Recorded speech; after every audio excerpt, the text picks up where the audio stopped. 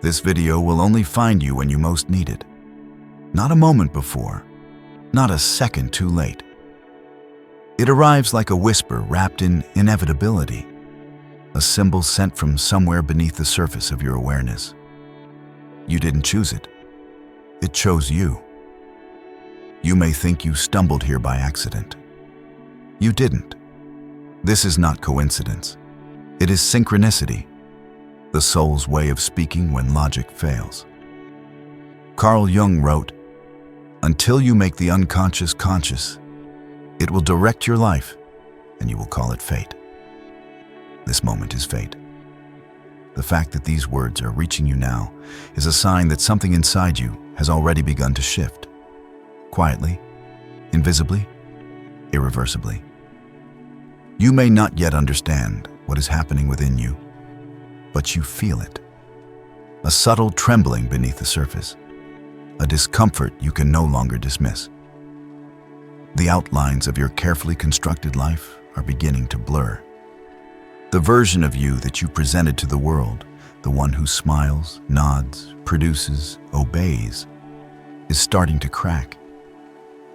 And you don't know what's on the other side of that crack. But you know this. You can't keep going like this. So this video is not entertainment. It is not content. It is a mirror placed before you at the exact moment when your reflection can no longer be denied. The pain you've been trying to silence is not madness. It is the message. The emptiness you feel is not failure. It is the threshold. And if you stay with me, word by word, something in you will awaken that can never go back to sleep again. This is the moment, and it can no longer be postponed. There is a moment in every life when the silence becomes unbearable. Not the silence outside, but the silence within. That eerie, echoing quiet that follows 1,000 compromises. You feel it in your bones. The weight of a life that looks fine from the outside, but feels hollow at the core. Maybe it crept in slowly. Maybe it hit all at once. But one day you woke up and realized you no longer recognize yourself. You're going through the motions: wake, work, scroll, sleep, repeat. But something essential has gone missing. You smile at the right moments. You nod through conversations. You say you're just tired. But the truth is, you feel disconnected from everything. Dissociated, cracked, distant. There is a split inside you, a fracture between the person you've been pretending to be and the one you were meant to become. You play your role well: the good child, the reliable partner, the hard worker, the likable friend, the silent sufferer. But deep down, you feel like an actor in someone else's script. You've been performing, and the performance is starting to wear thin. Carl Jung called this the beginning of individuation, the moment the soul refuses to live under a mask any longer. You can't name what's wrong, but you know something is. You've followed the rules, fulfilled the expectations, ticked the boxes, and yet you feel lost. As if your life is happening to someone else. As if you're watching yourself from a distance. This isn't weakness. This isn't laziness. This is the soul whispering. This is not you. You feel fatigue, but it's not physical. It's existential. A kind of sacred exhaustion that comes from living too far from your truth for too long. You feel despair, but it's not because you're failing. It's because you are finally awake enough to see that the structure of your life has been a cage. And when the psyche is ignored, it raises the volume. What once felt like dull discomfort now becomes full-body revolt. Emotional numbness, insomnia, quiet panic, days that blur, nights that ache, a persistent longing for something. but you don't know what. You just know this can't be it. You're not broken, you're not crazy, you're not alone. You are at the precipice of something sacred. The pain you feel is not a punishment, it is a portal. And the question that rises from the depths is simple, terrifying, and absolute. Will you go through? What they call normal is the true catastrophe. You are taught to aim for it, normal life. A job that pays the bills, a relationship that looks good in pictures, a calendar full of distractions, a personality curated to please. And you did it. You followed the script. You played your part. You built the life you were told would bring safety. But safety is not the same as meaning, and what you feel now is the price of that confusion. There is a kind of death that doesn't make headlines. A slow, invisible death that happens when you live a life not written by your own hand. The death of wonder, the erosion of vitality, the disappearance of your own voice beneath the noise of obedience. Carl Jung warned us, the greatest danger of modern life is not chaos, but the unconscious adaptation to the inauthentic. You adapted to systems, to expectations, to identities you never chose, and now you're tired, not just from work, but from the unbearable weight of not being yourself. You may be in a relationship that looks stable but drains your soul like a slow leak. You may have a job that rewards your silence but murders your spirit, one task at a time. You may be surrounded by people who love the version of you you had to become to be accepted. And slowly, imperceptibly, you forgot. Forgot what joy feels like. Forgot what you wanted. Forgot how to speak without a filter, to laugh without permission, to dream without doubt. They told you this was normal, but common is not the same as healthy. You weren't made to survive on autopilot. You weren't born to play a role in someone else's production. You weren't sent here to decorate the prison cell they built from expectations. You were born for something real, something sacred. But the truth is buried under layers of performance. And the longer you stay in the trance of false normality, the further you drift from your own soul. This is not life. This is massification, the transformation of the human being into a replaceable cog. The worst part? You almost believed it was enough. Until now. Suffering is not a mistake. It is a message. You've been told that pain is a problem, that sadness is failure, that anxiety is a disorder to be silenced. But what if your suffering is sacred? What if it's not a malfunction, but a call? Carl Jung understood something most people spend their whole lives avoiding. Neurosis is always a substitute for legitimate suffering. When we deny our pain, we distort it, we bury it, we run from it, and it begins to leak through the cracks of our daily lives as numbness, as dread, as inexplicable exhaustion. But the soul has patience. First, it whispers through boredom. Then it stirs in your dreams. Then it whispers again. In the sleepless nights, the unanswered questions, the growing sense of disconnection. And when all of that is ignored, it raises the volume. What was once a whisper becomes a scream. The fatigue becomes collapse.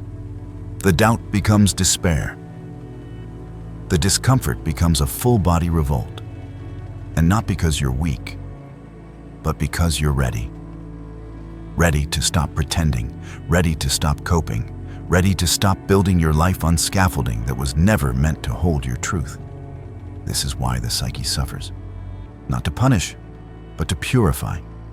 Not to destroy, but to deconstruct. When the ego resists change, the unconscious responds with symptoms.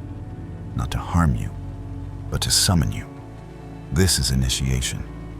And initiation always begins with rupture. The world will tell you to fix it, medicate it, breathe through it. Get back to normal. But you're not meant to return to what made you sick. You're meant to go deeper. The suffering you feel is your soul saying, enough. Enough silence. Enough pretending. Enough betrayal of who you are. This is not the end. It is the beginning. A sacred threshold disguised as despair. Pain is the psyche's last attempt to awaken you before you collapse completely into a life that isn't yours. And now that you've heard the call, what will you do with it? Have you ever felt it? That uncanny sense that something or someone is trying to reach you. A song plays and you freeze. A stranger says exactly what you needed to hear. A video, like this one, appears in your feed at the precise moment your soul is collapsing. This is not random. This is synchronicity. Carl Jung described it as the coming together of inner and outer events in a way that defies logic, but resonates with truth. He wrote, "Synchronicity is an ever-present reality for those who have eyes to see. And when your ego is exhausted, when your defenses falter, when your scripted life begins to unravel, you begin to see, because your soul is not silent. It speaks in symbols, in whispers, in dreams, in discomfort, in signs. You didn't find this video. It found you. Not because the algorithm is magical, but because your unconscious mind has been searching, reaching, magnetizing what you need to evolve. And now, as the false ground beneath your life begins to fracture, the unconscious is using every tool it has to get your attention. You may call it fate. You may call it coincidence, but you feel it. This means something. This is not entertainment. This is a mirror. This content is not for everyone. It is for you, because you are no longer asleep enough to miss it, but not yet awake enough to understand it fully. That liminal space between knowing and unknowing is where transformation begins. Synchronicity is the language of the soul when all other languages fail, and it will keep sending messages through books, people, fragments of poetry, the ache in your chest, the confusion in your mind, until you finally stop running and start listening. Nothing is by chance when it comes to the soul. And this moment, this video, this voice is your sign. Not a sign that someone is coming to save you, but a sign that you are ready to save yourself. The unconscious doesn't shout, it whispers. And right now, if you're quiet enough, if you're brave enough, if you're honest enough, you'll hear it too. The breakdown you fear is not your destruction. It is the dismantling of the mask you've worn for too long. Carl Jung called it the persona, the face you show to the world, the identity constructed for survival. It is not false, but it is incomplete. It is what you thought you had to become in order to be safe, loved, accepted. And now it's collapsing. The anxiety you feel is not a flaw. The disorientation is not failure. The numbness is not a malfunction. It is the persona unraveling because it has outlived its purpose. You've spent years becoming who the world told you to be. Polished, pleasant, predictable. You learned to hide your rage, dilute your truth, package your pain in socially acceptable language. You learned to shrink in rooms that could never hold your real size. And for a while, it worked. But what was once protection is now a prison. The character you created to survive cannot carry you into the life you were meant to live. And this collapse, this terrifying, disorienting collapse, is not punishment. It is the beginning of your return. Jung warned that adaptation to society is necessary, but becomes pathological when it demands the abandonment of the self. You've abandoned yourself long enough. Now, the mask is falling. And beneath it, there is something wild, unedited, untamed, real. This is the part of you you've buried in order to be liked. The part that held your unspoken truth. The part that carried your unmet needs. The part you feared was too much. It is not too much. It is you. And it is rising now. Yes, it's messy. Yes, it's painful. But this is the necessary disintegration before rebirth. The persona dies so that the self can live. And what is falling apart is not you. It is the character you created to survive. Let it fall. Let it break. Because behind the mask you've worn your whole life is the face of someone you've never met. Your true self. And it's time. Now you stand at the edge. The performance is ending. The persona is crumbling. And before you lies only one thing: fear. Not the superficial kind, not fear of spiders or public speaking, but the existential terror that wraps around your spine when you begin to imagine a life beyond everything you've ever known. This is the threshold, the invisible line between who you've been and who you could become. And this fear is not an enemy. It is a guardian. Carl Jung described fear not as a warning to retreat, but as the final gatekeeper of transformation. When you begin to approach your truth, the shadow rises. All the parts of yourself you've denied, rejected, hidden away. Your shame, your longing, your power. And at this threshold, the dragon appears. The dragon of doubt. The dragon of what if I fail? The dragon of what will they think? The dragon of who am I without this life? It snarls and tells you to turn back.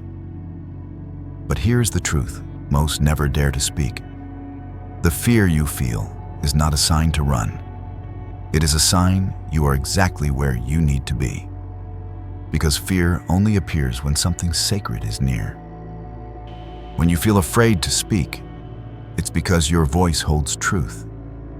When you feel afraid to leave, it's because freedom is on the other side. When you feel afraid to begin, it's because the old life knows it will not survive your awakening. Fear is sacred tension. It means you are standing at the doorway of your real life. And no, there are no guarantees. No one can promise what happens next. But the only certainty is this: if you don't cross this threshold, your soul will slowly begin to rot in the silence of what could have been. So take one breath, one real breath, and ask yourself, is the life I've built worth the death of who I truly am? Or is it time to face the fear and step into the fire? There comes a moment that separates the few who truly live from the many who merely exist. It is not a moment of certainty. It is a moment of leaping, not a leap of logic, not a leap of comfort, but a sacred leap into the unknown, where you let go of everything false and begin walking toward what is real. You will not feel ready. No one ever does.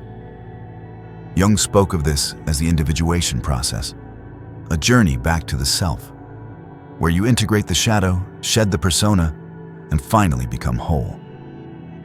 But there is no map for this terrain, no path cleared for you, no safety rails.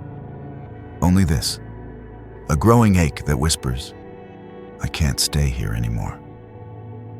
The leap demands that you release the identity you've clung to for survival, even if it brought you love, even if it brought you status.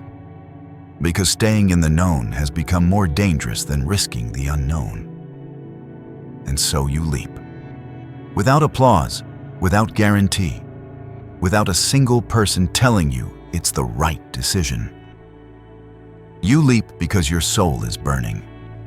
You leap because your dreams no longer fit inside the cage. You leap because the alternative is a slow death. Jung compared this leap to the confrontation with the dragon, the moment where all illusions fall away and you meet yourself, naked and trembling. you will want to go back. The voice of the old life will beg you to return, but you cannot. Because once you have seen the truth, you cannot unsee it. This is not about chasing happiness. This is about reclaiming your life. You don't need to be perfect. You don't need to be certain. You just need to be done with the lie. The persona was your armor. Now it's your burden. And the leap is the only way to set it down. This is the crossing. This is the death before rebirth. This is the terrifying, beautiful, holy beginning. So jump. Even if your legs shake, even if your voice trembles, jump. Because on the other side of fear, there is life. No one is coming to save you. Not your partner, not your boss, not your therapist, your parents, your friends, or your favorite influencer. Not even this video. Because the sacred truth is this: your life is yours, and only yours, to reclaim. Carl Jung said, "Individuation cannot be achieved by imitation. It is a process that must be carried out by the individual alone. No one else can walk this path for you. No one else can make the leap, because the leap isn't visible. It doesn't happen on the outside, it happens within. And the longer you wait for permission, for timing, for approval, for someone to tell you you're worthy, the longer you postpone your freedom. You have been conditioned to outsource your authority, to wait for signs, to ask for instructions, to believe that someone else holds the key.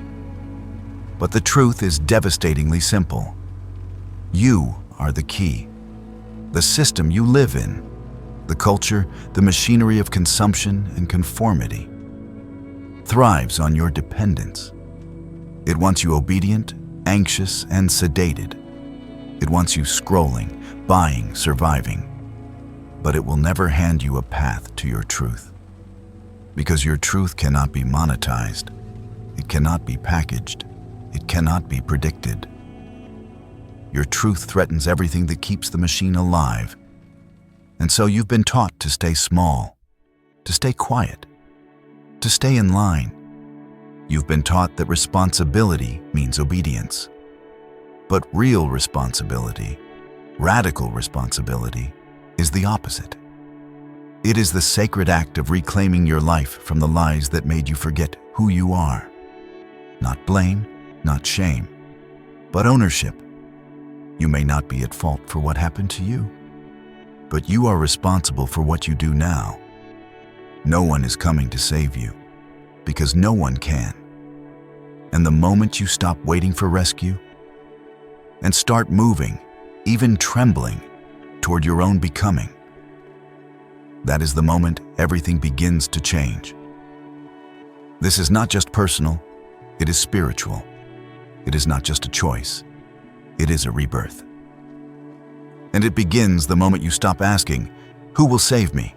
and start asking, "What do I need to do to become free?" What exists on the other side of fear?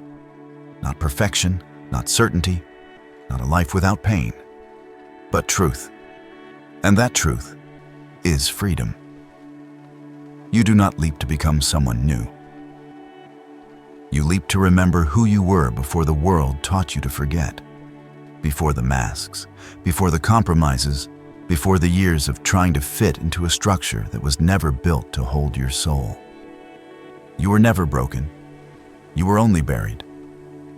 Carl Jung wrote, "The unlived life is a disease from which one can die." And you have tasted that disease in the form of emptiness, exhaustion, disconnection. But now, something ancient in you is awakening. This is not the end of your journey. It is the end of your amnesia. On the other side of fear is presence, the sacred act of actually inhabiting your life. Feeling fully, speaking clearly, choosing deliberately, loving honestly, creating wildly, failing without shame, living without apology. On the other side of fear is authenticity, the dissolving of the false self, the resurrection of your voice, the return of your soul. On the other side of fear is meaning, not manufactured meaning, not scripted meaning, but the kind that rises from within, rooted in your scars, your shadows, your aliveness. Yes, you will lose things. You will lose people who only loved your mask. You will lose approval, certainty, comfort. But what you gain is everything that matters. You gain yourself. You gain a life that no longer feels like a performance. You gain the ability to look in the mirror and finally recognize the eyes staring back at you. You were never meant to exist in the margins of your own life. You were never meant to obey your way into numbness. You were meant to live, not perfectly, but fully. And now that the fear has risen and the choice stands before you, there is only one question left. Will you cross, or will you remain? Because the life waiting for you isn't far away. It's just on the other side of the threshold you fear most. This isn't just a video. It's a threshold. And if it has found you, truly found you, then you already know. Something inside has shifted. You cannot go back. You cannot unhear. You cannot unknow. So seal this moment. In the comments below, write, "I choose to cross." Not for the algorithm, not for attention, but for yourself. Because naming is invoking, writing is a ritual, and this, right here, could be the first conscious act of the life that's been waiting for you. So go ahead, declare it, cross.